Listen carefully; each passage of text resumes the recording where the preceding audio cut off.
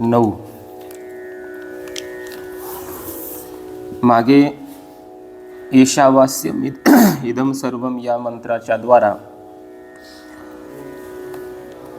परमात्मा स्वरूपाचं कथन केलेलं आहे. संपूर्ण हे विश्व परमात्म्याकडूनच आच्छादनीय आहे. त्यासाठी ज्ञाननिष्ठा प्राप्त केली पाहिजे. त्याकरिता तेन त्यक्तेन भुंजिथा मा गृधः कस्यस्वित् धनम या मंत्राने संन्यासाचा विधी केला, त्यागाचा विधी केला. त्याग करा, नामरूपाचा त्याग करा, सत्यत्वाचा त्याग करा, सर्व कर्म परित्याग करा, संन्यास ग्रहण करा. कोणाच्याही आणि कोणत्याही धनाची अपेक्षा करू नका, तर तुम्हाला हे ज्ञान प्राप्त होईल, अशी ज्ञाननिष्ठा कथन केले.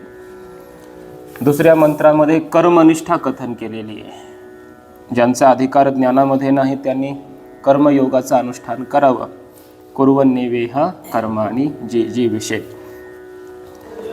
त्यानंतर चौथ्या आणि पाचव्या या 2 मंत्रांमध्ये अनेज देकम मनसो जवीयो तदेजती तन्नयजती या चौथ्या आणि पाचव्या 2 मंत्रांमध्ये आत्मस्वरूपाचं वर्णन केलेलं आहे. आत्मतत्व कसं आहे ते कथन केलं.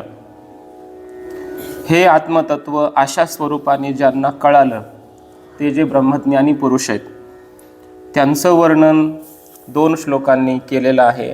यस्तु सर्वाणि भूतानि या मंत्राच्या द्वारा आणि यस्मिन सर्वाणि भूतानि या मंत्रांच्या द्वारा.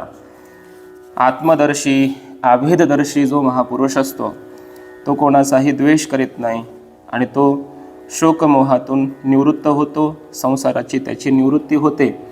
अशा प्रकारचा विषय 2 मंत्रांनी सांगितला. पुन्हा 8व्या मंत्रामध्ये आपण काल पाहून आलो. सपर्यगात शुक्रमका यमव्रणमस्नाविरम शुद्धम अपापविद्धम या शब्दांनी श्रुतीमातेने आत्मतत्वाचंच वर्णन केलं. स्वरूप लक्षण सांगितले की असं आत्मतत्व आहे. हे सगळं सांगण्यातून श्रुतीमातेला काय कथन करायचं आहे, तर कधी असुर या नामते लोका या मंत्रांच्या द्वारा भेददर्शी, द्वैतदर्शी किंवा अज्ञानी असे जे लोक आहेत, विपरीत ज्ञानी, यांना संसाराचीच प्राप्ती होते असं सांगण्यातून साधकांना आत्मज्ञानाकडे प्रवृत्त करायचं आहे. पुढे महापुरुषांचं, अभेददर्शी महापुरुषांचं वर्णन केलं. तेही करण्यातून तत्त्वज्ञानाकडेच प्रवृत्ती करायची आहे. आणि मग ते तत्त्वज्ञान कसं आहे हेही काही मंत्रांनी श्रुतीमातेने सांगितलं की असं ते आत्मतत्व आहे, त्याचं असं ज्ञान झालं पाहिजे, असं आत्मतत्व आहे हे कळालं पाहिजे. हा सर्व विषय झाल्याच्या नंतर पाठीमागे जे कुर्वन्नेवेह कर्माणि म्हटलं होतं, जो कर्माधिकारी पुरुष आहे त्याच्याकरिता प्रस्तुत मंत्रापासून पुढे कर्म उपासना यांचा समसमुच्चय आचार्यांनी भाष्यातून सिद्ध केला. आणि श्रुतीमातेने हे 9, 10, 11, 12, 13 आणि 14 या 6 मंत्रांच्या द्वारा कर्म आणि उपासना यांचा समुच्चय कथन केलेला आहे. वेदांतामध्ये एक पक्ष आहे समसमुच्चयवाद भास्कराचार्य यांचा. ते असं म्हणतात की ब्रह्मज्ञान ऐकणारा जो पुरुष आहे, श्रवण करणारा, त्या श्रवणात प्रवृत्त झालेल्या पुरुषानेच सकाळी श्रवण करावं, दुपारी अनुष्ठान वगैरे कर्म करावं, पुन्हा संध्याकाळी उपासना वगैरे करावी, संध्या उपासना, पुन्हा दुसऱ्या दिवशी आणखी वेदांताचं श्रवण करावं. म्हणजे एकाच पुरुषाकडून एकाच कालामध्ये किंवा काही कालभेदाने कर्म, उपासना आणि ज्ञान तिन्हीचं अनुष्ठान घडलं पाहिजे असं त्याचं म्हणणं आहे. याला म्हणायचं समसमुच्चयवाद. आणि जगद्गुरू शंकराचार्यांचा क्रमसमुच्चय किंवा ज्ञानोबरायांचा क्रमसमुच्चय आहे. 18व्या अध्यायामध्ये अनेक ठिकाणी माऊलींनी क्रमयोग असा शब्द वापरला आहे. तर हा क्रमयोग म्हणजे काय? अगोदर कर्म उपासना करावी आणि ब्रह्मज्ञानाचा अधिकार प्राप्त झाल्याच्या नंतर श्रवणात प्रवृत्त व्हावं, पुन्हा कर्म उपासना करण्याची गरज नाही. कारण कर्म उपासनांमुळे अंतःकरणामध्ये द्वैताच्या वासना प्रकट होतात, द्वैत दर्शन दृढ होतं. आणि मग श्रवणामध्ये अभेद ज्ञान प्राप्त करणं चाललंय, तर मग कर्म उपासना करीत राहिला तर त्याला अभेद ज्ञानासाठी प्रतिबंध होईल. कर्म उपासना ह्या ज्ञानाच्या विरोधी आहेत. म्हणून ज्ञानाचं श्रवण करणाऱ्या साधकाने आत्ता कर्म उपासनांकडे प्रवृत्त व्हायचं नाही. चित्तस्य शुद्धये कर्म न तो वस्तुपलब्धये. कर्म कशासाठी? ज्ञानाचा अधिकार प्राप्त करण्यासाठी, चित्तशुद्धीसाठी. एकदा चित्त शुद्ध झालं की पुन्हा कर्म उपासनांची आवश्यकता. आत्मैक्य बोधेन विना विमुक्तीर न सिद्ध्यती ब्रह्मशतांतरेपी. ब्रह्मदेवाचे शेकडो किंवा करोडो कल्प गेले आयुष्याचे, तरीसुद्धा ब्रह्मज्ञाना वाचून मोक्ष प्राप्त होत नाहीच, असा त्याचा अर्थ आहे. भजिजो पूजिजो यजिजो परी प्रवेश एक्या द्वारे रे. ते एक द्वार म्हणजे ज्ञानाचं द्वार आहे. ज्ञानेविन एके उपाय करीसी जितुके ते तुका गुंफसी आधिके रुखी इये. ज्ञानादेव तो कैवल्यम तमेव विदित्वा अतिमृत्युमेती नान्यः पंथा विद्यते अयनाय नाम मोक्षाय. मोक्षासाठी दुसरा मार्गच नाही. ऋते ज्ञानान्न मुक्ती ही श्रुतिमाता म्हणते, ज्ञानाशिवाय मोक्षच नाही. पण ज्ञानाचा अधिकार प्राप्त करण्यासाठी अगोदर कर्म उपासनांची मात्र नितांत गरज असतेच. जसं इस्त्री करायची असेल तर अगोदर कपडे धुवावे लागतील ना, नंतर इस्त्री करता येते. पण कपडे धुतल्यानंतर पुन्हा इस्त्रीच करावी लागते, पुन्हा पुन्हा धुत बसूनही उपयोग नाही. या दोन्ही गोष्टी कळाल्या पाहिजे. कपडे धुवावे लागतील हे खरं आहे, धुवा कपडे, पण धुवून झाल्याच्या नंतर पुन्हा आता इस्त्री करा, बरोबर ना. आत्ता पुन्हा पुन्हा त्याला घाशीत बसण्यात काय अर्थ आहे? एकदा मल निघून गेला, कपडा शुद्ध झाला, पुन्हा पुन्हा धुत बसण्यात काय अर्थ नाही, कपडा फाटून जाईल आता. त्यापेक्षा आता धुणं बंद करा. तसं अंतःकरण मलिन झालेलं आहे, अशुद्ध झालेलं आहे, अस्थिर झालेलं आहे, चंचल आहे, तर त्याला स्थिर करण्यासाठी उपासना गरजेची आहे. शुद्ध अंतःकरण करण्यासाठी कर्म गरजेचं आहे. पण एकदा अंतःकरण स्थिर आणि शुद्ध झालं ना की पुन्हा त्यानं ब्रह्मज्ञानच ऐकलं पाहिजे, त्यानं श्रवणातच प्रवृत्त झालं पाहिजे. याला म्हणायचं क्रमयोग. नाहीतर मग काय होईल? ब्रह्मज्ञानामध्ये अभेद ऐकायचा आणि कर्म उपासनामध्ये भेद आहे सर्व. एका बाजूला भेदाचे संस्कार होत जातील, एका बाजूला अभेदाचे, दोन्हीचं भांडण. ना ब्रह्मज्ञान ना कर्म उपासना, दोन्ही व्यवस्थित होणार नाही. याचे अधिकारी भिन्न भिन्न आहेत. अशा प्रकारचा विषय आपल्या वेदांतामध्ये सांगितलेला आहे. तर या ठिकाणी मग भास्कराचार्य म्हणतात की कर्म उपासना यांचा ज्ञानाशी समसमुच्चय आहे. जगद्गुरु शंकराचार्य म्हणतात ज्ञानाशी कोणाचाही समसमुच्चय नाही. ज्ञानापर्यंत येण्याकरिता जरी कर्म उपासना गरजेच्या असल्या तरी ज्ञानापर्यंत आल्याच्या नंतर आत्ता कर्म उपासनांची आवश्यकता नाही. आत्ता त्यानं श्रवणातच प्रवृत्त व्हावं, असा त्याचा अर्थ, बरोबर ना. हा क्रमसमुच्चय आचार्य सांगतात. ज्ञानाला कोणाची गरज नाही. ज्ञानापर्यंत एकदा आलं ना, त्याच्या हातात एकदा गेलं की आता ज्ञान दुसऱ्यांची अपेक्षा करीत नाही.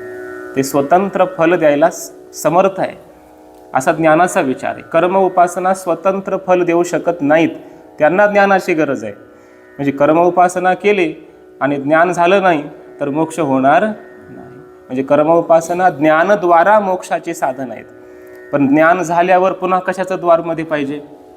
ज्ञान एकदा झालं की साक्षात पुढं उत्तर क्षणी मोक्षच आहे. ज्ञानाला अन्य उपायांची अपेक्षा नाही, ते स्वतः प्रमाण आहे, स्वतंत्र आहे. कोण? ज्ञान. म्हणून ज्ञानाचा कोणाशीही समुच्चय होऊ शकत नाही, असं आचार्यांचं मत आहे किंवा वेदांताचा हा विचार आहे. हा विषय बघा सुरू होतोय. म्हणजे नेमकं काय सांगायचंय ते कळायला पाहिजे, याकरिता हा तात्पर्यार्थ सांगितला. पुढे हाच विषय येणार आहे. अत्र आद्येन मंत्रेण, भाष्य बघा, सर्वैषण परित्यागेन ज्ञाननिष्ठा उक्ता. अत्र म्हणजे या उपनिषदामध्ये, आद्येन मंत्रेण म्हणजे पहिल्या मंत्राच्या द्वारा, येशावास्यमिदं सर्वम, या मंत्राच्या द्वारा. सर्वैषणा परित्यागेन, दारेषणा, वित्तेषणा, लोकेषणा या सर्व वित्तेषणा सोडून, यांचा परित्याग करून ज्ञाननिष्ठा उक्ता, तेन त्यक्तेन भुंजेथा या शब्दांनी काय केलंय? ज्ञाननिष्ठा कथन केलेली आहे. प्रथमो वेदार्थ, हा पहिला वेदाचा अर्थ आहे.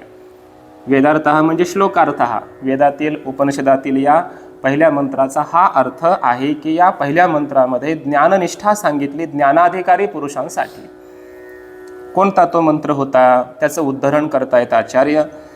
ईशावास्यमिदं सर्वं या शब्दाच्या द्वारा. मा गृधः कस्यस्वी धनमिति, हे संपूर्ण प्रपंच, हे संपूर्ण विश्व काय आहे? ईशावास्यम, ईश्वराकडून आच्छादनीय आहे, म्हणजे ईश्वराच्या द्वारा झाकावं याला. हे सर्व परमात्मा रूप आहे असं म्हणून याला ढकावं, आच्छादित करावं, याला नामरूपाच्या रूपाने पाहू नये, ईश्वराच्या रूपानं पाहावं असं श्रुतीमाता सांगते. मा गृधः, त्यामुळं आकांक्षा करू नका. कस्यस्वी धनम, कोणाच्याही धनाची अपेक्षा करू नका. या ठिकाणी नियमविधी करून संन्यासनिष्ठा सांगितलेली आहे. अज्ञानाम जे जे विषूणाम ज्ञाननिष्ठा असंभवे, जे अज्ञानी पुरुष आहेत आणि ज्यांना 100 वर्ष जगण्याची इच्छा आहे आणि ज्ञानाची निष्ठा तर त्यांच्या ठिकाणी नाही, असंभव आहे, असे जे लोक आहेत कर्माधिकारी, यांच्याकरिता कुर्वन्येवेह कर्माणि, जे जे विषय येथे कर्मनिष्ठा उक्ता, अशा लोकांसाठी श्रुतीमातेने कर्म करीतच 100 वर्ष जगण्याची इच्छा करा या शब्दांमधून कर्मनिष्ठा कथन केलेली आहे. इति द्वितीयो वेदार्थ, हा दुसऱ्या मंत्राचा अर्थ झाला. अनयोश्च निष्ठयोः विभागः मंत्र प्रदर्शितयोः बृहदारण्यके अपि प्रदर्शितः, या दोन निष्ठांचा हा असा विभाग की या दोन मंत्रांनी प्रदर्शित केलेला हा कर्मनिष्ठा आणि ज्ञाननिष्ठेचा हा असा विभाग बृहदारण्यक उपनिषदामध्ये सुद्धा श्रुतीमातेने प्रदर्शित केलेला आहे. समजतंय ना? कर्मनिष्ठेचा अधिकारी वेगळा, ज्ञाननिष्ठेचा अधिकारी वेगळा, बरोबर ना? ज्ञानाधिकारी पुरुषाला जे जे विषय जगण्याची इच्छा नसते आणि मरण्याची पण इच्छा नसते, त्याला इच्छाच नाही जगणं मरणं, त्याला माहिती आहे मी अमर आहे. कर्माधिकारी पुरुषाला भीती आहे मी मरेल म्हणून, बरोबर ना? म्हणून त्याला जगावं वाटतं, कारण त्याला देहाभिमान आहे, देहाशी तादात्म्य झालेला आहे. अगा मर हा बोलून साहती, हे कोणाचं वर्णन आहे? हे कर्माधिकारी पुरुषांचं, ज्ञानी पुरुषाचं नाही ना हे वर्णन. त्यांना मृत्यू काय, जन्म काय दोन्ही विसरलेले आहेत. ते आत्मस्वरूपामध्ये रममान झालेले महापुरुष आहेत. ते ज्यांना मृत्यूची भीती आहे आणि जगावं वाटतं, असे जे कर्माधिकारी पुरुष आहेत त्यांचा अधिकार वेगळा, त्यांचं फल वेगळं, त्यांचं साधन वेगळं. ज्ञानाधिकारी पुरुषांचं साधन वेगळं, त्यांचा अधिकार वेगळा, त्यांचं फल वेगळं. हे सगळंच का अनुबंध प्रत्येकाचा वेगळा आहे. असा जो हा विभाग कर्मनिष्ठेचा ज्ञाननिष्ठेचा स्वतंत्र विभाग आहे, हा विभाग केवळ याच मंत्रांनी प्रदर्शित केला असं नाही, दोन मंत्रांनी या, तर बृहदारण्यकामध्ये सुद्धा हा विभाग आलेला आहे असं आचार्य सांगतायत. कुठं आला, कसा? तर बघा, सुकामयत जायामे स्यात् इत्यादीना, त्यानं कामना केली, जायामे स्यात्, बरोबर ना? त्याने काय केले? कामना केली. कोणी? सह, तिथं 5 नंबर टिप्पणी दिली खाली बघा. तो म्हणजे कोण?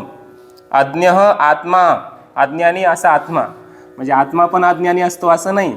तो जो पुरुष आहे, बरोबर ना? चिदाभास म्हणा त्याला, जीव म्हणा, जीवात्मा असा अर्थ घ्यायचा. काय? जीवात्मा, अज्ञानी असा तो जीव, त्यानं कामना केली. काय कामना केली? जायामे स्यात्, मला पत्नी प्राप्त व्हावी अशी त्यानं इच्छा केली, बरोबर ना? जसे आताचे हे जीव करायलेत ना त्याप्रमाणेच दुसरं काय? जायामे स्यात्, मला पत्नी मिळावी, प्राप्त व्हावी इत्यादी ना, इत्यादी मंत्रांपासून. तर अज्ञस्य कामिनः कर्माणि इति, अज्ञानी पुरुष आणि कामी म्हणजे इच्छावान, काहीतरी इच्छा असलेला असा जो पुरुष आहे त्याला कर्माणि, त्याला कर्मांचं विधान केलेलं आहे कर्मयोगाचं. कुठपर्यंत? मन एव अस्य आत्मा वाग्जाया इत्यादी वचनात, या इत्यादी वचनांनी सांगितलंय की अशा अज्ञानी आणि इच्छुक सकाम अशा पुरुषांना कर्मयोगाचंच अनुष्ठान केलं पाहिजे. मन एव अस्य आत्मा. आता काय आहे, ही पूर्ण श्रुती बघा खाली आनंदगिरीमध्ये दिलेली आहे. पेज नंबर 36 खाली 1, 2, 3 अर्ध्यातून पुढं मन एव नाही का, 3 नंबरची ओळ बघा, सापडली का? जाया मे स्यात् अथ प्रजायेय अथ वित्तम मे स्यात् अथ कर्म कुर्वीय. बरोबर ना? अशी आहे ती पूर्ण श्रुती. मला पत्नी प्राप्त व्हावी, मग मी पुत्र संतान उत्पन्न करीन, संतती निर्माण करीन, असं तो म्हणतो अज्ञानी जीव. वित्तम मे स्यात्, मला धनही मिळावं, प्राप्त व्हावं. कशासाठी? अथ कर्म कुर्वीय, यज्ञादी कर्म करीन त्याकरिता, असं तो इच्छा करतो की नाही? आणि ही इच्छा कोण करू शकतो? असे अज्ञानी पुरुष. म्हणजे कर्माचा अधिकारी कसा असतो? अज्ञानी आणि इच्छुक असलेला, इच्छावान.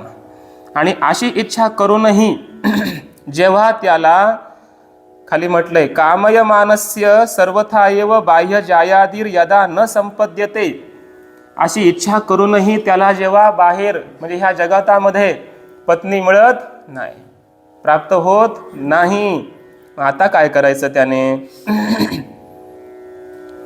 तदा त्यावेळेला अध्यात्म जायादी संपत्तीम दर्शयती, त्याला आध्यात्मिक मग पत्नी प्राप्त होते किंवा त्यानं मिळवावी. बरोबर ना? कोणती आध्यात्मिक पत्नी वगैरे? कारण भौतिक पत्नी तर काही मिळाली नाही, त्याला प्राप्त झाली नाही, विवाह त्याचा झाला नाही, मग त्याला आता कर्म करायचे, यज्ञादी कर्म कसे करता येतील? करता येत नाहीत पत्नी नसेल तर. मग त्यांना आता बरं ब्रह्मज्ञानाचाही अधिकारी नाही संपला ना विषय, मग त्याला आता मुक्तच नाही का व्हायचा? होता येत नाही का? कारण ज्ञानाचा अधिकारी नाही, ज्ञान होणार नाही. कर्माचा अधिकारी नाही, पत्नी पण नाही, कसं कर्म करायचं? मग श्रुती माता किती दयाळू आहे बघा. तिनं सांगितलं श्रुती मातेने की त्यानं एक मग उपासना करायची, एक कल्पना करायची. काय कल्पना करायची? वरती भाष्यामध्ये बघा, मन एव अस्य आत्मा. त्यानं काय करायचं? इथं आत्मा शब्दाचा अर्थ आहे त्याचं स्वतःचं शरीर, स्वतःच्या शरीरालाच इथं आत्मा असं म्हटलंय श्रुतीमध्ये. मन एव अस्य आत्मा, त्या पुरुषासाठी त्याचं मन हेच त्याचं शरीर आहे. समजतंय ना? त्यानं मनाला काय समजायचं? हे शरीर. मन म्हणजेच माझं हे स्थूल शरीर आहे. वाग जाया, आणि माझी वाणी जी आहे ना तीच माझी पत्नी आहे. त्यानं अशी कल्पना करायची, एक आध्यात्मिक भाव अंतःकरणामध्ये असा धारण करायचा आणि मग कर्म करायचे. माझं मनरूपी शरीर कर्म करत आहे आणि त्याला सहाय्य कोण आहे? वाणीरूपी माझी पत्नी. आणि मग तो कर्म करू शकतो, कर्माचा अधिकारी होऊ शकतो, असा याचा अर्थ आहे. इत्यादी वचनात, इत्यादी या वचनांनी अज्ञत्वं कामित्वंच कर्मनिष्ठस्य निश्चितम अवगम्यते. जो कर्मनिष्ठ पुरुष आहे त्याच्या ठिकाणी 2 गोष्टी असतात. कोण? अज्ञत्वम च कामित्वम. एक तर त्याला आत्मस्वरूपाचं ज्ञान नाही म्हणजे अज्ञानी आहे, आणि पुन्हा कामित्व म्हणजे त्याच्या अंतःकरणामध्ये स्वर्गादी फलांची इच्छा आहे, असा कर्मनिष्ठ पुरुष असतो, कर्मयोगाचा अधिकारी असतो. ज्यांचं लग्न झालं नाही ना त्यांना ही गोष्ट सांगितली पाहिजे. काय? मन एव अस्य आत्मा वाग जाया. त्याने काय करावं? आपल्या आता मनाला स्वतःचं शरीर समजावं आणि आपल्या वाणीलाच पत्नी समजावं, दुसरा पर्याय नाही.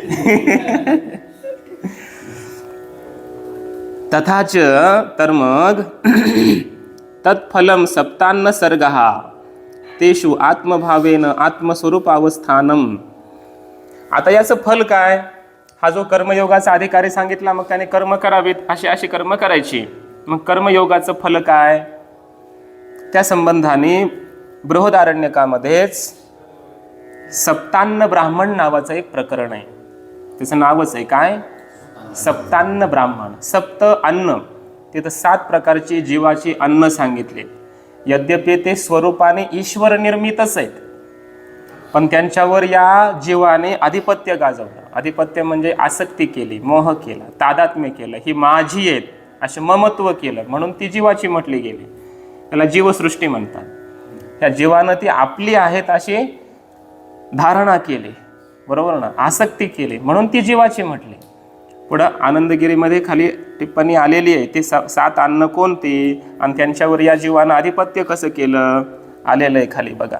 शेवटची ओळ इकडेच 36 पेज नंबरवर शेवटची ओळ खाली, एकम साधारणम अन्नम, एक साधारण अन्न आहे या जीवाचं.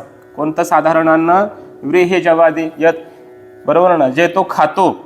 यद इदम अद्यते, रोज जे तो अन्न खातो म्हणजे भात, बरोबर ना. व्रीहि म्हणजे भात, जव वगैरे त्याचं जे रोजचं खाणं आहे. म्हणजे व्रीहि तांदूळ आहेत ना, हे जीवाचं मुख्य अन्न सांगितलेलं आहे. कोकणामध्ये भात चालतो ना, ते काय उगं नाही चालत. व्रीहि तांदूळ भात बघा तुम्ही, शक्यतो भात सर्वत्र चालतो. तांदूळ काय आपलं हे गहू काय सर्वत्र चालतात असं नाही, बरोबर ना. ज्वारी बाजरी हे त्या भागातले खाद्य आहेत. पण भात जवळजवळ सर्वत्र भारत देशात तरी सर्वत्र बघा, उत्तरेमध्ये जा चालतो, दक्षिणेत जा चालतो, महाराष्ट्रामध्ये सर्वत्र आहेच आहे, विशेष रूपाने आहे. उत्तरेमध्ये तिकडं ज्वारीची मिळत नाही भाकरी, पण भात मिळतोच. तिकडं आंध्रामध्ये वगैरे जा, भात मिळतोच. म्हणजे भात हे जीवाचं मनुष्याचं काय आहे? मुख्य अन्न सांगितलेलं आहे. एकम साधारणम, साधारणमचा अर्थ असतोय सर्वसामान्य. एक व्रीहि हे काय जीवाचं अन्न. किती झाले आता अशोक महाराज?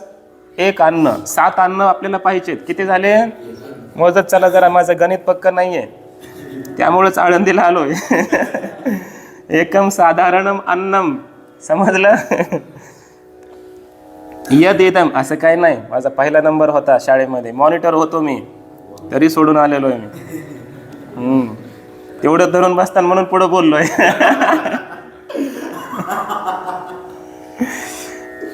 द्वे देवानाम, 2 अन्न देवांची आहेत. देवांसाठी त्यानं घेतलेत आपल्याकडे, बरोबर ना, देवांकरिता म्हणून. कोणती? हुत प्रहुते, ते जे आहुती देतो ना ती हुत प्रहुत म्हणतात त्याला. हुतम अग्नव हवनम, खाली टिप्पणी बघा 24 नंबर. त्यासाठी हे उपनिषद पाहिजे सर्वांकडे खरं तर. 24 नंबर टिप्पणी दिली खाली शेवटची. हुत प्रहुते म्हटलंय ना, ही देवांसाठी त्यानं अन्न आपल्याकडे ठेवलीत. कुणं? जीवानं. हुतमचा अर्थ काय? अग्नव हवनम, अग्नीमध्ये एखादा हवन करणं, त्याला काय म्हणायचं? हुतम. अग्नीमध्ये आपण टाकतो ना आहुती, ती. प्रहुतम हुत्वा बलिहरणम इत्यर्थः, हवन करून पुन्हा काय करणं? बलिहरण. बलिहरण करणं त्याला काय म्हणायचं? प्रहुत, बळी देणं, बळी घेणं, बलिहरणम. तर याला म्हणायचं प्रहुत. तर या बलिहरणाचाही वेगवेगळे अर्थ केलेले आहेत. कोणी म्हणतं म्हणजे हिंसा करणं, कोणी म्हणतं ते त्याच्या विशिष्ट आकाराने ते बनवला जातं पशु वगैरे, त्याला बळी देणं, वेगवेगळे असे अर्थ केले जातात. हुत प्रहुत. दर्श पूर्णमास वा, किंवा दर्श आणि पूर्णमास नावाचे 2 यज्ञ आहेत. दर्श अमावस्येला केला जाणारा यज्ञ दर्श, आणि पौर्णिमेला केला जाणारा पौर्णमास. असे दर्श पौर्णमास नावाचे 2 यज्ञ हे अन्नच आहे. कोणाचं? देवांसाठी निर्माण केलेलं जीवाने. मग हे 2 झाले, आणि पहिलं एक साधारण. किती झाले? 3 अन्न झाले. अजून पुढं बघा. त्रीणी अस्य भोग साधनानी मनोवाक प्राण लक्षणाने, स्वतःला या जीवानं आपल्या भोगाचे साधनं म्हणून 3 अन्न निर्माण केलेली आहेत. कोणती कोणती? मन, वाणी आणि प्राण. मनोवाक प्राण लक्षणाने. आता किती झाले? 6. पहिले 3, हे 3, 6. आणि पशुर्थम एकम तत्पय, पशूंसाठी एक निर्माण केलंय, त्याला पय म्हणतात, म्हणजे दूध. किती झाले हे सर्व? 7. ह्याला सप्त अन्न म्हणायचं. आणि या सप्त अन्न सर्गः दर्शितः, आनंदगिरीमध्ये दिसतंय ना. श्रुत्या यत सप्तान्नानी, श्रुतीमध्ये हे सगळे सप्त अन्न सांगितलेत. मेधया तपसा अजनयत पिता इत्यादीना, आपल्या मेधा म्हणजे काय? आपल्या बुद्धीने, तपसा म्हणजे आपल्या कर्माने, अजनयत पिता, पिता शब्दाचा अर्थ इथं आहे जीव. या जीवानंच हे अन्न निर्माण केलेली आहे. वास्तविक आताच सांगितलं, स्वरूपाने हे कोणाचे आहेत? ईश्वर निर्मितच आहेत. पण जीवानं ही माझी माझी यांच्यावर एवढं तादात्म्य केलंय की जीव विसरून गेला हे देवाचे आहेत म्हणून, माझी म्हणायला लागला. म्हणून श्रुती म्हणते मग तुमची, तुमच्यासाठी असा अर्थ. तुमची तर तुमची. खरं तर हे जग किंवा हे सुखदुःख बाबा सांगत असतात कोणाची आहेत? आत्म्याची तर नाहीत. आत्मा निसंग निर्विकार आहे, बरोबर. चिदाभासाची नाहीत, कारण ते चिदाभास तर शेवटी कुटस्थाचंच प्रतिबिंब आहे, त्यामुळं त्याचेही नाही. बुद्धीचे म्हणावं तर बुद्धी जड आहे. जड बुद्धीला काय सुखदुःख होणार? तसं घटाला सुखदुःख होतात का? तसं बुद्धी पण जडच आहे ना. बुद्धीचेही म्हणता येत नाहीत खऱ्या अर्थाने विचार केला तर. मग सुख आणि दुःख कुणाचे आहेत? कुणाचेच नाहीत. कुणाचे आहेत? कुठेतरी आहेतच, अनुभवता येतो. मग जो म्हणतो माझे त्याचे, असं त्याचा उत्तर एवढंच दिलं वेदांताने, जो म्हणतो माझे त्याचे. तर हे सप्त अन्न सांगितलेत, आणि या अन्नांच्या ठिकाणी हा जीव आत्मभाव करतो, आत्मस्वरूप अवस्थान करतो, आत्मस्थिती प्रकट करतो की हे माझे आहेत आणि हेच मी आहे आणि यांच्याकरिताच मी आहे आणि हे माझ्यासाठीच आहेत, हे मला यांच्याद्वारा मला यज्ञयागादी केलेच पाहिजे वगैरे, अशा प्रकारे तादात्म्य करतो. याला म्हणायचं कर्माचा अधिकारी. आता पुढे ज्ञानाच्या अधिकाऱ्याचं वर्णन करतायत. ज्यायादी एषणात्रय संन्यासेन च आत्मविदाम कर्मनिष्ठा प्रातिकुल्येन आत्मस्वरूपनिष्ठा एव दर्शिता. तीनही प्रकारच्या एषणा, इच्छा, बरोबर ना, वित्तेषणा, दारेषणा, लोकेषणा वगैरे, तर या आदिपदाने सर्वच एषणा, इच्छा यांचा संग्रह घ्यायचा. सर्व इच्छांचा संन्यास घेऊन आत्मवेत्ते जे पुरुष आहेत, याचा अर्थ आत्मज्ञानाचे अधिकारी, त्यांच्याकरिता ही कर्माची निष्ठा प्रतिकूल आहे असं प्रदर्शित केलंय. कारण कर्मात जर ते निष्ठ झाले तर ते मग ज्ञान, कारण निष्ठा एकच ठिकाणी राहील ना कुठंतरी. निष्ठा, श्रद्धा खरी एकाच ठिकाणी असते कुठंतरी, काय सर्वत्र लागू पडते असं नाही. कर्मनिष्ठ झालं ना तर ज्ञाननिष्ठ राहत नाही. ज्ञाननिष्ठेमध्ये जर असेल तर कर्मनिष्ठा राहत नाही. म्हणून ज्ञाननिष्ठेमध्ये असणारा जो हा साधक आहे त्यांच्याकरिता कर्मनिष्ठा प्रतिकूल आहे असं प्रदर्शित केलंय. आणि त्यांना आत्मस्वरूप निष्ठा एव दर्शिता, त्यांनी आत्मस्वरूपातच निष्ठ राहावं, एकनिष्ठ राहावं असं श्रुतीमातेने प्रदर्शित केलंय. कुठे? मंत्र सांगतायत आचार्य. किं प्रजया करिष्यामः येषां नो अयमात्मा अयम लोकः. तो महात्मा असं म्हणतो, तो साधक असं म्हणतो, काय प्रजा उत्पन्न करून करायचं? आम्ही संतती निर्माण करून करायचंय तरी काय? आम्हाला काय स्वर्गादी लोकांना जायचंच नाही, ते आमचं साध्यच नाही. येशामनः, ज्या आमचं, अयम आत्मा अयम लोक, हा जो आत्मा आहे ना हाच आमचा लोक आहे. आम्हाला आत्मलोकाला जायचं आहे, या आत्मब्रह्मरूप लोकाला जायचं आहे, त्या ब्रह्मलोकाला नाही जायचं, या आत्मरूप ब्रह्मलोकाला जायचं आहे. हाच आमचा लोक आहे. आमचं साध्य ठरलेलं आहे काय? आम्हाला आत्मज्ञान पाहिजे, ब्रह्मज्ञान पाहिजे, ब्रह्मरूप व्हायचं आहे. आम्हाला स्वर्गादी लोकांना जायचंच नाही. त्यासाठी आम्हाला ना पत्नीची गरज, ना संततीची गरज, ना यज्ञाधिकांची गरज. किम करिष्याम, काय करायचंय ते सगळं मिळवून, असं वैराग्य असतं त्या महापुरुषाला. इत्यादी ना. ये तो ज्ञाननिष्ठा, हा जे मात्र ज्ञाननिष्ठ पुरुष आहेत, संन्यासीनः, संन्याशी त्याग केलेले आहेत, तेभ्यः असुर्या नामते इत्यादीना, त्यांच्याकरिता म्हणून श्रुती मातेने इथे सुद्धा असुर्या नामते लोका, मागे सांगितले ना, इत्यादीना अविद्वान निंदाद्वारेण, अविद्वानाची अज्ञानी पुरुषांची निंदा करून त्याद्वारा आत्मनः याथात्म्यंच, आणि आत्मस्वरूपाचं यथार्थ स्वरूप वर्णन करून सपर्यगात इति एतत् अंतैः मंत्रैः उपदिष्टम, सपर्यगात इत्यादी मंत्रांनी आत्मस्वरूपाचं निरूपण करून ज्ञाननिष्ठेचंच प्रतिपादन केलेलं आहे. तेही अत्र अधिकृताः न कामिनः इति, त्यांचाच इथं अधिकार आहे. जे कामी आहेत म्हणजे सकाम आहेत, अज्ञानी आहेत, कर्मनिष्ठ आहेत, त्यांचा अधिकार त्या मंत्रांच्या अर्थाच्या संबंधाने नाही. सपर्यगात इत्यादी, तिथं आत्मज्ञानी पुरुषांचाच अधिकार आहे. म्हणजे हा विभाग झाला की नाही. जे कर्माचे अधिकारी आहेत त्यांना वाटतं पत्नी असावी, संतती असावी, यज्ञयागादी कर्म करावे, ते अज्ञानी आहेत, सकाम आहेत, त्यांचा अधिकार वेगळा. जे ज्ञानाधिकारी आहेत त्यांना इच्छा नाही. किम प्रजया करिष्यामः येषाम्नः अयम आत्मा अयम लोकः असं म्हणणारे, यत्कृतकम तद अनित्यम असं म्हणणारे, असे ज्ञानाधिक पुरुषकारी पुरुष आहेत. तथाच एवढंच नाही तर आणखी आचार्य प्रमाण सांगतायत की श्वेताश्वेतर नावाच्या मंत्र उपनिषदामध्ये सुद्धा, या ईशावास्य उपनिषदाप्रमाणे श्वेताश्वेतर नावाचं एक उपनिषद आहे, ते सुद्धा मंत्र संहितेचं आहे.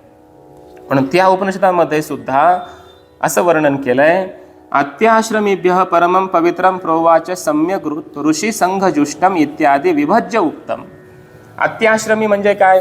सर्व आश्रमांचं उल्लंघन करून गेलेले किंवा गृहस्थ आश्रमाचं उल्लंघन करून गेलेले, संन्यास आश्रमात असलेले असे जे पुरुष आहेत, त्याकरिता परम पवित्र आणि सम्यक आणि ऋषीजुष्ट, ऋषी संघजुष्ट, आतापर्यंत अनेक ऋषी मुनी यांनी ज्या परमात्म्याचं सेवन केलंय, ज्या तत्वाचं ग्रहण केलं, अशा तत्वाचं ग्रहण किंवा अशा तत्वाचा उपदेश प्रोवाच सांगितला. कुणाला? ज्ञानाधिकारी पुरुषांना, अत्याश्रमी पुरुषांना सांगितलेलं आहे हे. इत्यादी विभज्य उत्तम असा विभाग करून त्याही ठिकाणी सांगितलंय. ये तु कर्मिणः कर्मनिष्ठा, हा जे कर्मी पुरुष आहेत, कर्मातच निष्ठ आहेत, कर्म कुर्वन्तः एव जिजीविषवः, कर्म करीतच जगण्याची इच्छा करणारे, तेभ्यः इदम उच्यते, त्यांच्याकरिता हा मंत्र प्रवृत्त होतोय. कोणता? अंधम तमः इति, हा आपला प्रस्तुत मंत्र. कोणासाठी प्रवृत्त होतोय मग? जे कर्माधिकारी आहेत, कर्म करीतच जगण्याची इच्छा करणारे, असे कर्मनिष्ठ, कर्माधिकारी, अज्ञानी, सकाम असे जे पुरुष आहेत, त्यांच्याकरिता श्रुती मातेने या 9व्या मंत्रामध्ये उपदेश केलेला आहे. बघा श्लोक नंबर 9. अंधम तमः प्रविशन्ति ये विद्यामुपासते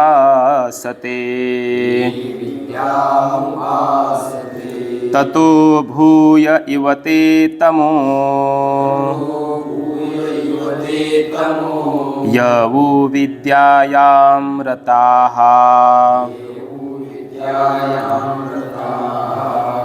अंधं तमः प्रविशन्ति ये विद्यामुपासते ततो भूय इव ते तमो यवु विद्यायां रताः.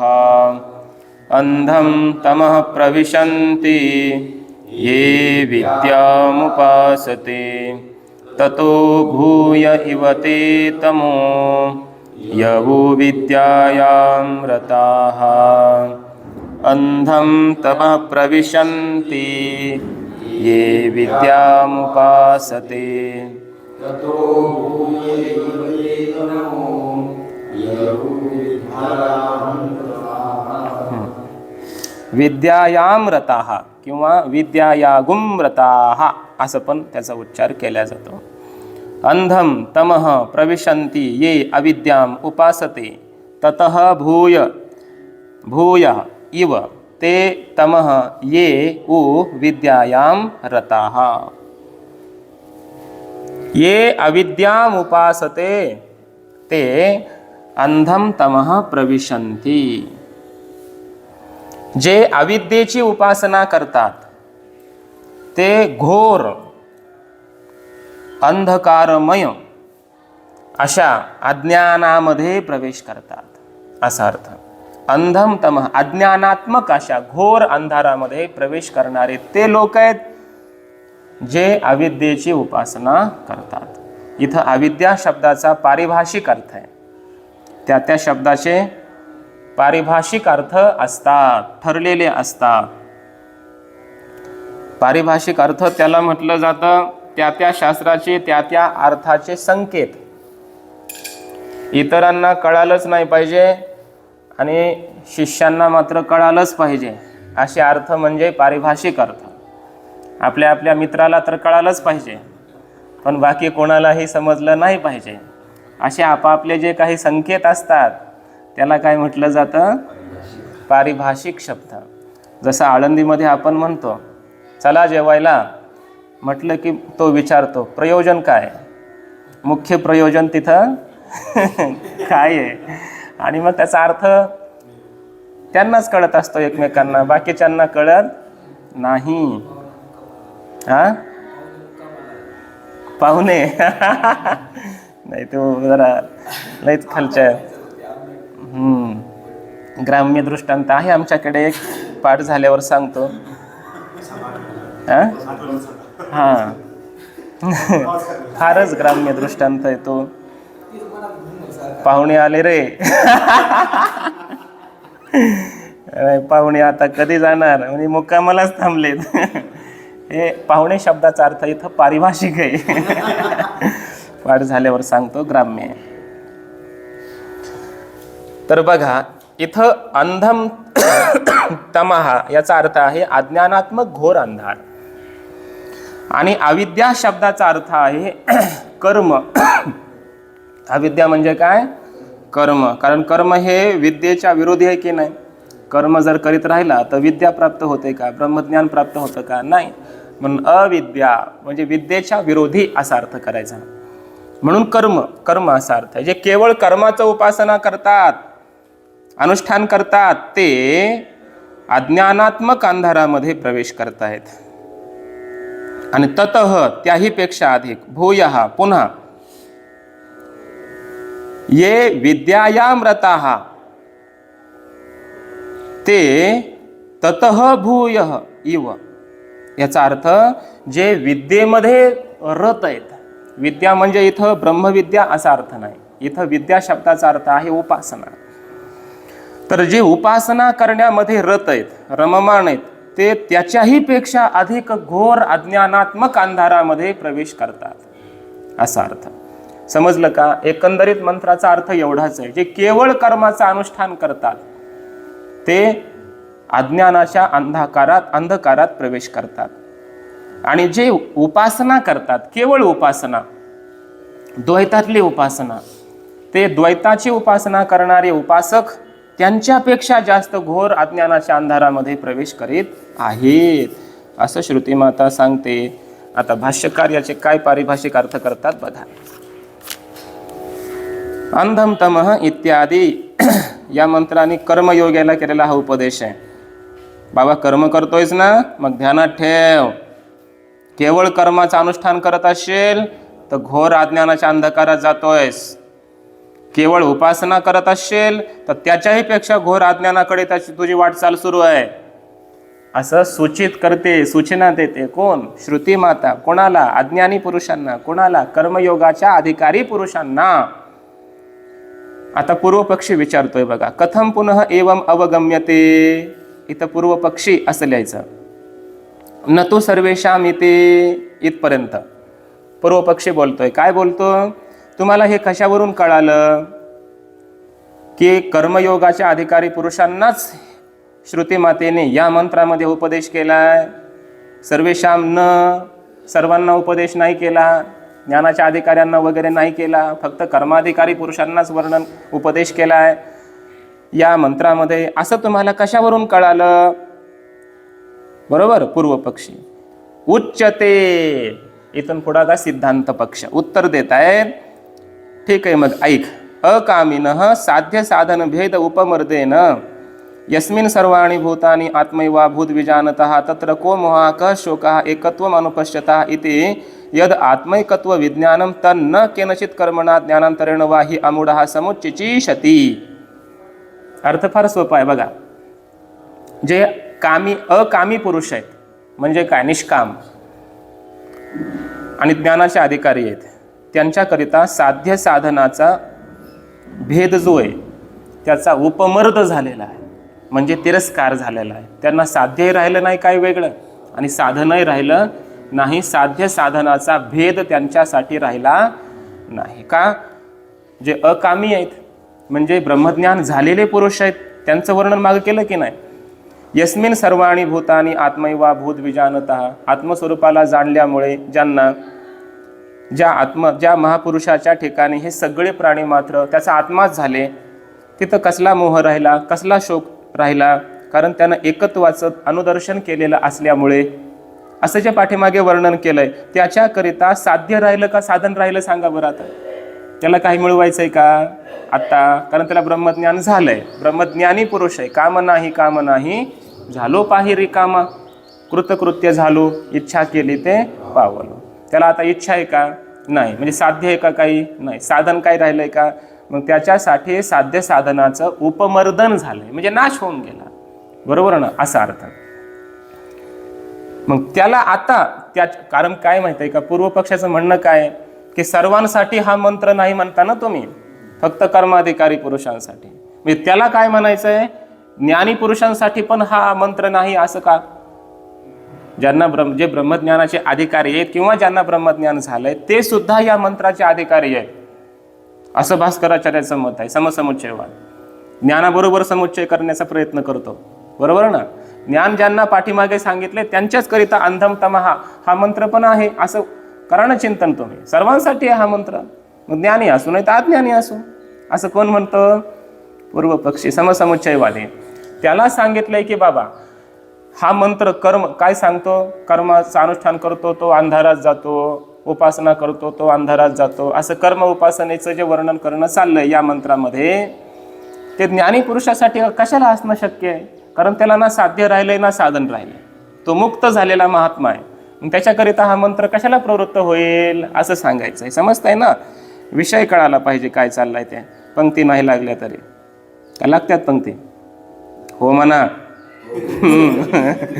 इथे यद आत्मैकत्व विज्ञानम, असं जे आत्मैकत्वाचं त्याला विज्ञान अपरोक्ष ज्ञान झालेलं आहे, तर न केनचित कर्मणा, कोणत्याही कर्माबरोबर किंवा ज्ञानांतरेण वा किंवा कोणत्या तरी उपासनेबरोबर किंवा अन्य कोणत्याही ज्ञानाबरोबर अमूढ समुच्चितिशती न, जो अमूढ पुरुष आहे म्हणजे ज्ञानी पुरुष आहे, विवेकी पुरुष आहे, तो या आपल्या ब्रह्मज्ञानाचा कशाच्याच बरोबर समसमुच्चय करण्याची इच्छा करीत नाही, कारण त्याला इच्छाच राहिली नाही. यह तो, परंतु या मंत्रामध्ये मात्र समुच्चितिशया अविद्वदादी निंदा क्रियते. या मंत्रामध्ये मात्र समसमुच्चय करण्याच्या इच्छेने कर्म आणि उपासना यांचा समसमुच्चय करण्याची इच्छा आहे. कुणाला? श्रुती मातेला. आणि त्यामुळे मग तिने अविद्वानांची, अज्ञानी पुरुषांची निंदा या मंत्रामध्ये केली. कारण ते अज्ञानी आहेत, केवळ कर्म करत असतील तर मग ते अंधारामध्ये प्रवेश करतायत अज्ञानाच्या.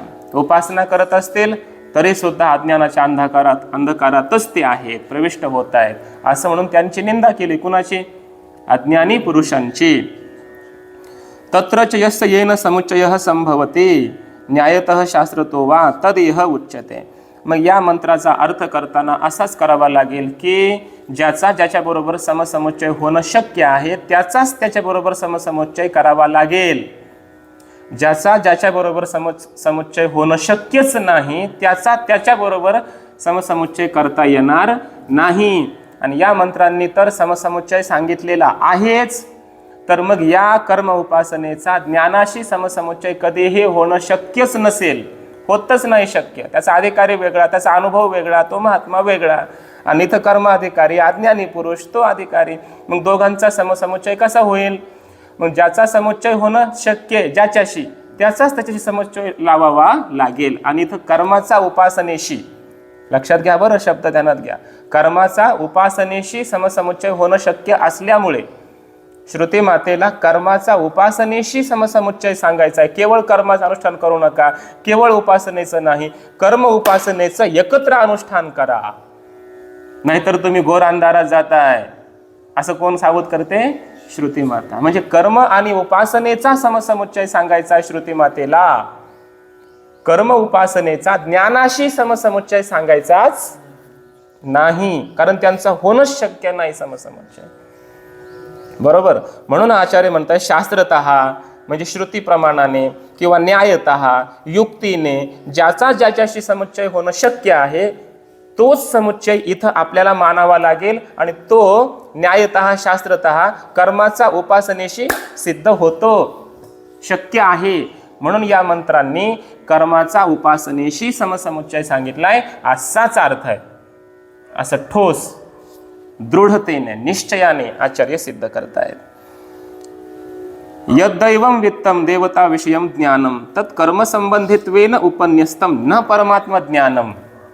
या ठिकाणी जे दैववित्त सांगितलंय त्याला देवता विषयम ज्ञानम म्हणतात, उपासनेच्या संबंधानं असणारं ज्ञान, बरोबर ना. विद्या म्हटलं इथं, उपासना त्याला दैववित्त म्हणतात, कारण देवता स्वरूपाला ते प्राप्त करून देते ना, म्हणून देव संबंधी वित्त त्याला म्हणायचं दैववित्त. हे दैववित्त म्हणजे काय? देवता विषयम ज्ञान, देवतांच्या संबंधाने असणारं ज्ञान म्हणजे उपासना. त्या उपासनेचा संबंध कोणाशी आहे? तत् कर्म संबंधित्वेन उपन्यस्तम.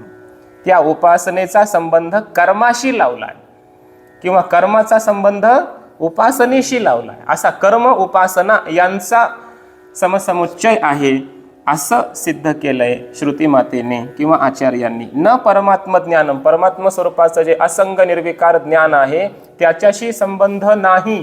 कोणाचा? कर्माचाही नाही, उपासनेचाही नाही. विद्यया देवलोकः इति पृथक फलश्रवणात. कारण विद्यया म्हणजे विद्येच्या द्वारा देवलोकाची प्राप्ती होते असं वेगळं फल सांगितलेलं आहे इथं विद्येचं. इथं विद्या म्हणजे उपासना, उपासना केली तर देवलोकाची प्राप्ती होते असं वेगळं फल सांगितलेलं आहे. आणि विद्यया इथं विद्या शब्दाचा अर्थ मंत्रामध्ये जर आपण ब्रह्मविद्या केला तर ब्रह्मविद्या देवलोक असं होतं का? ब्रह्मविद्या प्राप्त झाली आणि देवलोकाला गेला. कनतस्य प्राणा उत्क्रामंती अत्र ब्रह्मणी समविलीयन्ते. महापुरुषाचे प्राण उत्क्रमण करीत नाहीत असं वर्णन. नस पुनरावर्तते, त्याला पुनरावृत्ती नाही. लोकांतरात त्याचे प्राण जात नाहीत असं ज्ञानाचं महात्म्य आहे. त्यामुळे इथं विद्या शब्दाचा अर्थ विद्या देवलोक, उपासनेने देवलोकाची प्राप्ती होते असं जे म्हटलंय तो अर्थ घ्यावा लागतो याही मंत्रामध्ये. विद्या शब्दाचा अर्थ उपासना, न तो ब्रह्मविद्या. तयोर ज्ञान कर्मणोः इह एकैक अनुष्ठान निंदा समुच्चिचेषया न निंदा परा एव एकैकस्य पृथक फलश्रवणात. त्या ज्ञान आणि कर्माची म्हणजे उपासना आणि कर्माची या ठिकाणी एका मार्गाचं अनुष्ठान करणं याची निंदा केलेली आहे. म्हणजे केवळ कर्माचं अनुष्ठान करू नका नाहीतर असं होईल, केवळ उपासना करू नका नाहीतर असं होईल. त्यांचा समसमुच्चय करा, एकत्र अनुष्ठान करा. म्हणजे काय माहितीये का, कर्म करीत असताना आपल्या अंतःकरणामध्ये उपासना पाहिजे, भक्तिभाव पाहिजे, श्रद्धा पाहिजे. उपासना करीत असताना कर्मयोग पाहिजे बरोबर. मनामध्ये श्रद्धा आहे पण कधी पूजाच करत नाही, काय उपयोग आहे? श्रद्धा असणं ही उपासना. उपासना अंतःकरणाच्या वृत्तीला विषय करणारी असते आणि कर्म शारीरिक ऐंद्रियक कर्म होतं. पण उपासना आणि कर्म एकत्र असलं पाहिजे. आपण पूजा करतो हे कर्म आहे, पण पूजा करताना आपल्या अंतःकरणात प्रेम पाहिजे त्या देवाविषयी, ही उपासना आहे. म्हणून कर्माबरोबर उपासना ठेवा, नाही तर पूजा करून उपयोग नाही. समजताय ना? हा भाव आहे श्रुती मातेचा. इथल्या प्रकरणाचा फार महत्वाचा हा भाव आहे. तो का म्हणे, नको वर पंग देवा घ्यावी माझी सेवा भावशुद्ध. सेवा हे हा कर्मयोग आहे आणि भावशुद्ध ही उपासना आहे. म्हणजे सेवा करायची, कर्म करायचं आहे, प्रदक्षिणा करायची, श्रद्धेने करा. उग करा सांगितलंय म्हणून करायचे असं नाही, करतोय म्हणून करतोय असं नाही. नामस्मरण करणं हा कर्मयोगच आहे खरं पाहिलं तर. पण तो मनातून होत असेल तर ती भक्ती आहे, तर तो भाव आहे. नाही तर वाचिक कर्म आहे ना ते, फक्त नामस्मरण हे वाचिक कर्म झालं. पण हे कर्मयोग होत असताना मनामध्ये श्रद्धा असेल, प्रेम असेल तर कर्म उपासना यांचा समुच्चय होतो आणि असा समुच्चय मग आपल्या अमरत्वाकडे घेऊन जातो, आपल्याला मग मृत्यूकडे नाही घेऊन जात. हा कर्म उपासनेचा समुच्चय. म्हणून समुच्चयच करायचा आहे तर कर्म उपासनेचा करा, हा भाव सांगायचा. समजतंय ना? केवळ निंदा करण्यात तात्पर्य नाही आचार्य म्हणतात, कारण प्रत्येकाचं काय या ठिकाणी वेगवेगळं फल सुद्धा सांगितलेलं आहे. कर्माचं वेगळं फल, उपासनेचं वेगळं फल सांगितलंय ना. म्हणून प्रत्येकाचं या ठिकाणी जे निंदा करणं चाललंय ते केवळ निंदेसाठी निंदा नाही, समुच्चय करण्यासाठी निंदा आहे. केवळ कर्म केलं तर तुम्ही अंधारात जाताय अज्ञानाच्या, केवळ उपासना केले तर आणखी घोर अज्ञानाच्या अंधारात जाताय असं म्हणणं हे निंदेसाठी आहे का? हे म्हणून सांगून काय सांगायचं आहे, उन्हात मरू नको सावलीत मर, हे सांगायचं आहे. म्हणजे केवळ कर्म करू नको आणि केवळ उपासना करू नको, दोन्ही बरोबर कर, दोन्ही एकत्र अनुष्ठान कर असा समुच्चय सांगायचा आहे. इथं तात्पर्य आहे, केवळ निंदा करण्यात तात्पर्य नाही. किती गोड सांगतात बरं. ह्या श्रुतींचे अर्थ कळले असते का आपल्याला जर भाष्य नसतं लिहिलं हे? तर कधीच नसते कळाले. म्हणून आचार्यांनी जे भाष्य लिहिलेत ना हे 10 उपनिषदावरती याच करता लिहिलेत. बाकीचे उपनिषदा सोपी आहेत, शिकायची सुद्धा, म्हणजे शिकले तर अडचण नाही पण गरज नाही, फारच आवश्यकता आहे असं नाही. 10 उपनिषद शिकली, याच्या पुढे एक कैवल्य उपनिषद आहे आणि एक श्वेताश्वेतर उपनिषद आहे, एक नृसिंह तापनीय उपनिषद आहे. हे एक 2-3 उपनिषद शिकवले जातात. हे 12 उपनिषदं झाली ना, 12-13 उपनिषदं, बाकीची उपनिषदं तुम्ही घरी बसून लावू शकता. ती सोपी आहे, त्याच्यामध्ये काय फार असा शास्त्रार्थ नाही किंवा फार मोठे पारिभाषिक शब्द नाही. हे समजणं अवघड आहे. इथं समन्वय कळत नाही. इथं सगळे पूर्वपक्षी येतात, असे तुटून पडतात. अंधम तमः प्रविशन्ति ये अविद्याम उपासते. अविद्या शब्दाचा अर्थ काहीच करतात. ततो भूय इव ते तमो ये विद्याया गुमरताः. विद्या शब्द आलाय, श्रुती स्वतः जर विद्या म्हणते तर तुम्ही उपासना अर्थ का करता? विद्या शब्दाचा अर्थ ब्रह्मज्ञान करतात. असे उलटसुलट अर्थ लावून हे जे द्वैतवादी आहेत ना, दार्शनिक, वेदांत सोडून सगळे सर्व विरोधी अर्थ लावतात की जे आपल्या मोक्षाला कारण ठरू शकत नाही. आपल्या भेदाला, द्वैताला कारण ठरणारे, आपल्या जन्ममरणाला, बंधालाच ते प्राप्त करून देतील, असले अर्थ करून ठेवले. म्हणून आचार्यांचा अवतार झाला आणि त्यांनी हे यांचे अर्थ असे लावून ठेवले की जे आपल्या परंपरेला, अगदी आदिनाथ गुरु सकळ सिद्धांच्या या परंपरेमध्ये जे अद्वैत ब्रह्मज्ञान आहे त्याला अनुकूल, बरोबर आणि त्याला योग्य असे अर्थ, व्यासांनी जे ब्रह्मसूत्रात सांगितलेले अर्थ आहेत, व्यासांना जे अद्वैत तत्वज्ञान मान्य आहे त्या परंपरेत, ते अद्वैत तत्वज्ञान सांगण्याचा आचार्यांनी प्रयत्न केला या भाष्यातून. म्हणून आचार्यांचे अगणित उपकार आहेत आपल्यावर. ज्ञानोबाराय सुद्धा म्हणतात भाष्यकारा ते वाट पोसत. भाष्यकारांते असं म्हणायचंच नाही, आणि आला अनुस्वार तरी तो आदरवाची आहे. किमान आपल्याला हे कळालं पाहिजे. बाकीचे लोक काही म्हणत असले तरी भाष्यकारांते शब्दाचा अर्थ बरेच जण काय करतात, सगळ्याच भाष्यकारांना माऊलीने, अरे असं कसं शक्य आहे? जाऊ दे, तो आपला विषय येत नाही. आता एखाद्या गावाला जायचंय, एकानं वाट दाखवली बस झालं ना. तुम्हालाही वाट विचारली, त्यांनाही वाट विचार, सगळ्यांनाच वाट विचारत चाललेत माऊली. काही एकानं सांगितल्यास कळलं नसेल. ज्ञानियांचे राजे आहेत ते, खरं तर त्यांना गरजच नाही वाट विचारायची, ते ज्ञानियांचे राजे आहेत. पण ते नम्रतेने म्हणतात की आम्ही जे जातोय ना, हे आमचे सिद्धांत आचार्यांच्याच मागोमाग आहेत, त्याच पावलावर पाऊल टाकत आम्ही चाललो, हे सांगायचं आहे. वेद मार्गे मुनी गेले, त्याची मार्गे चालेलो, हे सांगायचं आहे ज्ञानोबारायांना. खरं तर वाट विचारायची काय गरज आहे माऊलींना, खऱ्या अर्थाने पाहिलं तर. पण जास्तीत जास्त एवढंच आपण चिंतन करू शकतो की भाष्यकारा ते म्हणजे शंकराचार्यांना वाट, कारण पूर्ण ज्ञानेश्वरीचा अर्थ बघा, केवळ अद्वैत तत्वज्ञान आहे. माऊलींनी माझी सहज स्थिती भक्ती नाव म्हणतात. खरी भक्ती म्हणजे परमात्मा स्थिती, अशा ब्राह्मी स्थिती पार्थ, अशी अवस्था प्राप्त होणं म्हणजे ही खरी भक्ती आहे, हे सांगणारे ज्ञानोबाराय. केवलता सांगणारे. ज्ञानेश्वरी वाचता वाचता आपण केवल होऊन जातो का द्वैत शिल्लक राहतं? केवळ वाचता वाचता आपण सगळं जग विसरतो. केवळ तत्वज्ञान सांगायचंय माऊलींना. त्यामुळं भाष्यकारांते या शब्दाचा अर्थ जगद्गुरु शंकराचार्यांना आम्ही वाट विचारतो आणि व्यासांचा मागोवा घेतो पुन्हा. कारण व्यासांच्या मागोमाग आचार्य जात आहेत, शंकराचार्य, आणि त्यांच्या मागोमाग आम्ही जातोय. सरळ अर्थ लागतो ना. व्यासांच्या मागं बाकीचे आचार्य गेलेत का? व्यासांच्या मागं बाकीचे रामानुजाचार्य, मध्वाचार्य किंवा बाकीचे जे आचार्य, द्वैती आचार्य, निंबार्काचार्य, द्वैत सहिष्णू, अद्वैत सांगणारे, मध्वाचार्य, हे सगळे लोक व्यासांच्या मागं गेलेत का? नाही. व्यासांच्या मागं जाणारे आचार्य खरे एकच ते शंकराचार्य, आणि त्यांच्या मागं जाणारे ज्ञानोबाराय. सरळ अर्थ लागतो. सगळ्याच आचार्यांना माऊलीने वाट विचारली असे अर्थ करतात काही जण, काही अर्थ करतात. तर बघा, विद्यया तद आरोहंती, विद्येच्या द्वारा तद आरोहंती, त्या देवलोकाला तो प्राप्त होतो. विद्यया देवलोकः न तत्र दक्षिणायन्ति कर्मणा पितृलोकः इति. दक्षिणा तत्र न यन्ति, दक्षिण मार्गाने जाणारे, दक्षिणायन मार्गाने जाणारे, तत्र न यन्ति, त्या देवलोकाला जात नाहीत, चंद्रलोकाला जातात ते. कर्मणा पितृलोकः, कर्माच्या द्वारा पितृलोकाची प्राप्ती होते, म्हणजे स्वर्गलोक असा अर्थ केला इथं.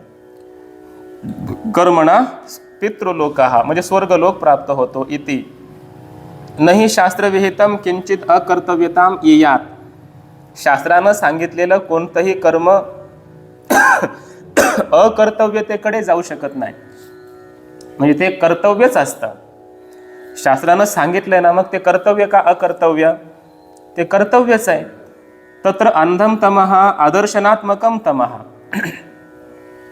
अंधम तमःचा अर्थ काय केला? अदर्शनात्मकम तमः, अज्ञान रूप असणारा अंधार. प्रविशन्ति म्हणजे प्रविष्ट होतात. के कोण? ये विद्या, ये अविद्याम, विद्यायाः अन्या अविद्या ताम कर्म इत्यर्थः. विद्येहून अन्य, इथं अन्य शब्दाचा अर्थ विरोधी असा करायचा. विद्येहून भिन्न किंवा विरोधी असलेली जे अविद्या, त्या अविद्येची म्हणजे कर्म असा अर्थ केला शेवटी. इथं कर्म असा अविद्या शब्दाचा अर्थ आहे. केवळ कर्माचं अनुष्ठान करणारे अदर्शनात्मक अंधारामध्ये प्रवेश करतायत. कर्मणो विद्या विरोधित्वात. कर्म हे काय विद्येच्या विरोधी असल्यामुळे इथं कर्मालाच अविद्या म्हटलंय. ताम अविद्याम अग्निहोत्रादी लक्षणाम. त्या अविद्येचं म्हणजे कोणती अविद्या, कोणतं कर्म, अग्निहोत्र करणं रोज, अशा प्रकारचं केवलाम उपासते. केवळ त्या कर्माचीच जे उपासना करतात, एकट्या कर्माची उपासना नाही, अंतःकरणात श्रद्धा नाही, भाव नाही आणि कर्म करत राहतात. तत्पराः सन्तः अनुतिष्ठन्ति इति अभिप्रायः. त्या कर्मामध्येच तत्पर राहतात. कर्मर कर, त्यांना कर्मठ म्हटलं जातं. काहीतरी केल्याशिवाय ज्यांना समाधान वाटत नाही, रजोगुण बहुल असे लोक असतात काय. ततः तस्माद अंधात्मका तमसः. आणि त्यांच्याही पेक्षा त्या अज्ञानात्मक अंधारामध्ये भूय इव बहुतरम इव ते तमः प्रविशन्ते. आणखीच अंधारामध्ये ते प्रवेश करतायत के कर्म हित्वा, म्हणजे कर्म काय करायचं नाही. ये तू, ऊचा अर्थ केला तू, परंतु जे मात्र विद्यायाम एव म्हणजे देवता ज्ञाने एव रताः अभिरताः. जे केवळ देवता ज्ञानामध्ये म्हणजे उपासनेमध्येच केवळ, म्हणजे कर्म काय करायचं नाही, काय नाही, फक्त उपासना आहे. बरोबर ना. मानसिक उपासना सुरू आहे, पण कर्म काही करायचं नाही. अग्निहोत्र करायचं नाही, कुठला यज्ञ करायचा नाही, कुठं दर्शनाला जायचं नाही, कुठं प्रदक्षिणा करायची नाही, कुठलं स्नान संध्या नाही, नामजप नाही, म्हणजे क्रियेतलं जेवढं आहे ते काही करायचंच नाही. उपासना मानसिक भाव असतो. मग मनोमन शांत बसून फक्त काहीतरी कल्पना करायची, उपासना करायची, असं करतात. यांना म्हणायचं केवळ उपासक. हे मात्र त्याच्याही पेक्षा घोर अंधारामध्ये अज्ञानाच्या प्रवेश करतायत. लक्षात घ्या बरं. असं का म्हटलंय? म्हणजे कर्म करणारे अज्ञानाकडे प्रवृत्त होत आहेत हे म्हणणं ठीक होतं, पण उपासना जरा सूक्ष्म आहे ना कर्मापेक्षा. आपण म्हणतो कर्मापेक्षा कर्म स्थूल आहे, कर्मापेक्षा उपासना बरी आहे ना. मग इथं तर म्हटलं की उपासना करणारे त्यांच्याही पेक्षा, कर्मयोग्यांपेक्षा सुद्धा हे उपासना करणारे अज्ञानाच्या आणखीच घोर अंधारामध्ये प्रवेश करतात. असं का म्हटलंय? त्याचं मानसिक कारण आहे किंवा वैज्ञानिक कारण म्हणू त्याला. इथं टिप्पणीमध्ये म्हटले बघा, खाली 1 नंबर टिप्पणी बघा. सगळं असतं ग्रंथामध्ये हो. बहुतरम इति म्हटलंय ना, त्याचा अर्थ केलाय तमसो बहुतरत्वम तत्कार्यस्य अभिमानादेहे आधिक्यम. आणखीच तमसह बहुतरत्व म्हणजे काय? आणखी त्या घोर अंधारामध्ये प्रवेश करणं. याचा अर्थ काय असतो? तत्कार्यस्य अभिमानादेहे आधिक्यम. त्या अज्ञानाचं कार्य आहे अभिमान, अहंकार, आणि तो अभिमान अहंकार अधिक होणं हे घोर, आणखी घोर अंधारामध्ये प्रवेश होणं. अर्थात जेवढा अभिमान मोठा जास्त तेवढा तो घोर अंधारामध्ये आहे. मग मला सांगा, कर्म करणारा जो पुरुष आहे, इकडे बघा माझ्याकडे, कर्म करणारा जो पुरुष आहे त्याच्या अंतःकरणामध्ये अभिमान अहंकार याचे संस्कार जास्त असतात किंवा द्वैताचे संस्कार जास्त असतात का? उपासना करणारा, मानसिक उपासना करणारा त्याच्या अंतःकरणामध्ये अभिमान अहंकार द्वैत यांचे संस्कार जास्त असतात. आतल्या आत परीक्षण करा. एवढं समजलं ना, या मंत्राचा अर्थच कळून जाईल. एक जण कर्म करतोय, केवळ कर्म सुरू आहे, कर्म सुरू आहे, कर्म सुरू आहे. द्वैत आहे की नाही? संस्कार आहेत की द्वैताचे? अभिमान अहंकार आहेच की नाही? आहे, त्याच्या अंतःकरणात आहे. बरं, उपासना करतो शांत मन बसून, मनोमन प्रार्थना सुरू आहे, उपासना सुरू आहे. मग त्याच्या अंतःकरणात द्वैत आहे की नाही? उपासना, उपासक, उपास्य द्वैत आहेच की नाही? त्याच्या अंतःकरणात अभिमान अहंकार आहेच की नाही? मग दोघांपेक्षा जास्त अभिमान किंवा जास्त द्वैताचे संस्कार कोणाच्या अंतःकरणामध्ये असतील असं तुम्हाला वाटतंय? कर्म करणाऱ्याच्या, केवळ कर्म करणाऱ्याच्या अंतःकरणात का केवळ उपासना करणाऱ्याच्या अंतःकरणामध्ये? काय वाटतंय तुम्हाला? काय वाटतंय? केवळ कर्म करणाऱ्याच्या अंतःकरणामध्ये द्वैताचे संस्कार म्हणजे अहंकार जास्त आहे का केवळ उपासना करणाऱ्याच्या अंतःकरणामध्ये द्वैताचे संस्कार जास्त आहेत? उपासना करणाऱ्याच्या, कर्म करतोय ना केवळ, त्या मनाशी संबंध जास्त ठेवत नाही, करतात लोक आपलं कर्म, शारीरिक कर्म सुरू आहे. संस्कार कुठं राहतात? अंतःकरणात. उपासना कुठं राहते? अंतःकरणात. मग अंतःकरणात चाललेली सारखी उपासना अंतःकरणातल्या संस्काराला जास्त प्रकट करते. समजतंय ना? सूक्ष्मता आहे. आणि शारीरिक कर्म चालले तो जास्त मनाकडे लक्ष देत नाही, मनातून हो नका हो आपलं काम करत राहतो. त्याच्या मनावर द्वैताचे संस्कार कमी असतात. समजतंय का? हे विज्ञान आहे. केवळ कर्म करणाऱ्याच्या अंतःकरणामध्ये द्वैताचे, अहंकाराचे संस्कार कमी असतात. त्याच्यापेक्षा जास्त द्वैताचे संस्कार उपासकाच्या अंतःकरणात असतात. कारण त्यानं पक्का भेद असा मनातले मन, कारण मानसिक उपासना करतोय आणि मनातले मनात त्याच्या पक्का भेद असा दृढ होऊन गेलेला आहे. मी उपासक, देव उपास्य, उपासक उपास्य, उपासक उपास्य, आणि ही उपासना, अशी उपासना, तशी उपासना. त्यामुळं हा भेद उपासकाच्या अंतःकरणामध्ये दृढ झालेला आहे, पक्का झालेला आहे. एखाद्यानं वरवर एखादं कर्म केलं आणि एखाद्यानं जास्त मन देऊन कर्म केलं, संस्कार कोणाच जास्त होतील? मनाने करायचे संस्कार जास्त आहेत की नाही? म्हणून तर परमार्थ मनातून जास्त करायला सांगितलं संतांनी. का? संस्कार मनावर जास्त होतील. केवळ देहाने केलं तर संस्कार नाही होत परमार्थाचे. म्हणून मनाने, चित्ताने परमार्थ करावा हे सांगितलेलं आहे. तसं उपासना केली तर तो चित्ताने करत असल्यामुळं, मन देऊन करत असल्यामुळं त्याच्यामध्ये भेदाचे संस्कार जास्त होतात आणि कर्म करणाऱ्याच्या मनावर तेवढे संस्कार दृढ होत.